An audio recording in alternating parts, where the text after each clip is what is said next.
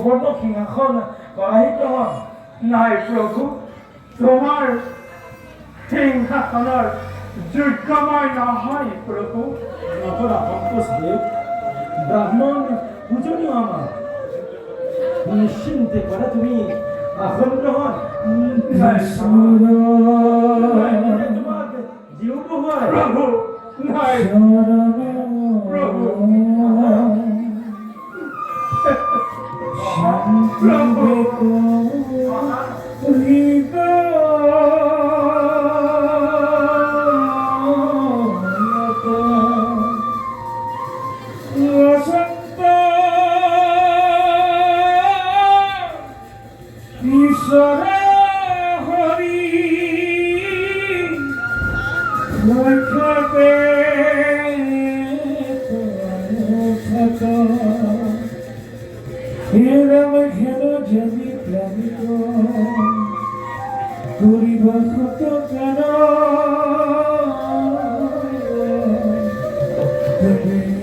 কৃষ্ণ করবি হইবে কত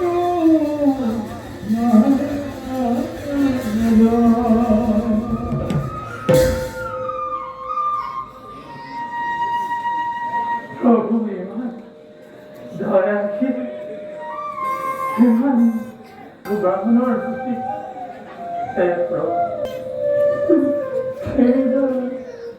এই অপরাধ কৃষ্ণ কৃষ্ণ। বান্ধব বান্ধব উদ্ধব প্রভু আনা জল সুবর্ণ ভিঙ্গারত ধৌত করি ব্রাহ্মণের শরণ যুগল নমামি পুতপাদুদক।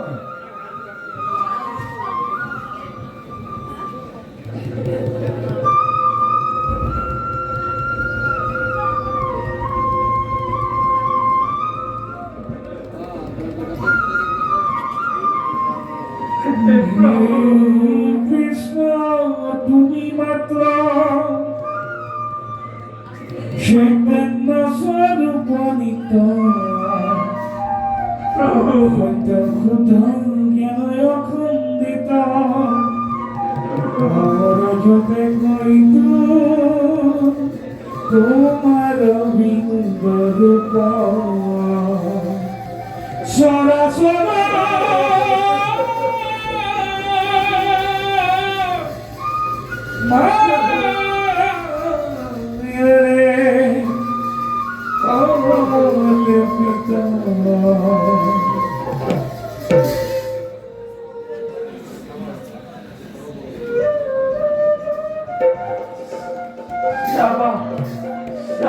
প্রভু মোর ভরি তলোয়ার যিটুকে আছে তাতে তোমার হুকুমল হাত লাগে পানি দ্বারা বুঝিব প্রভু।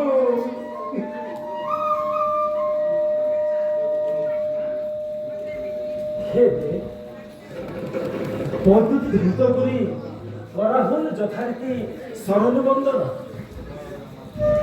এতিয়া কোৱা কিবা নাম কিবা ধাম কিবা হেতু আগমন্তব। প্ৰভু মোৰ নাম বেদনীতি, আগতেই কৈছো কন্দিলৰ ৰাজ কুঁৱৰী ৰুক্মিণী দেৱীৰ দূত।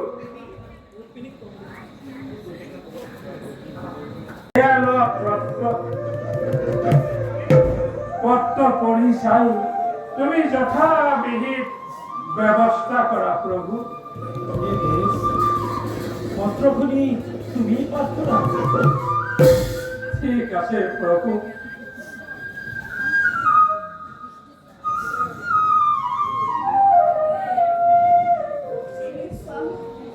হাতৰ মুখে তোমাৰ গুণগান শুনি কায় বাক্যে তোমাক প্ৰতিৰূপে বৰণ কৰিছে, কিন্তু পাপী শিশু পালে আমাক বিয়া কৰাবৰ বাবে ঠিক কৰিছে।